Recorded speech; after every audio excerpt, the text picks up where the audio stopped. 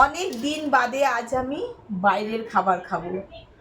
প্রায় 10 থেকে 12 দিনের মতন ঝোল ভাত খেয়েছি। মানে এই ঝোল ভাত খেয়ে খেয়ে আমার মুখের স্বাদটাই পুরো মানে বাজে হয়ে গেছে। মানে কোনো কিছু খাবার যেন মুখে ভালোই লাগছে না। আজকে আমি তৃপ্তি করে খাবো, বাইরের খাবার এসেছে, তাই তো রানী? হ্যাঁ, শরীর খারাপ করেছিল, বাইরের খাবার কি করে খাবে? ঘরের ঝোল ভাত খাবে না তো কি খাবে? সে জানি, কিন্তু কি করব, শরীর খারাপ করছিল, খেতে হবে সে তো জানি, কিন্তু আজকেরটাও তোমার খাওয়া উচিত নয়। আমার তো মানে মুখে কোনো স্বাদই লাগছে না, মানে কি খাচ্ছি কি খাচ্ছি না কিছু বুঝতেই পারছি না। সে যাই হোক, যেটা হবার হয়ে গেছে। তো আজকে তো আমি তৃপ্তি করে খাবো। বল কি এনেছে? এই যে তন্দুরি রুটি, আর আছে চিকেন ভর্তা, আর তার সাথে আছে মিষ্টি। বল, অনেক দিন বাদে আজকে আমি শান্তি করে খাবো।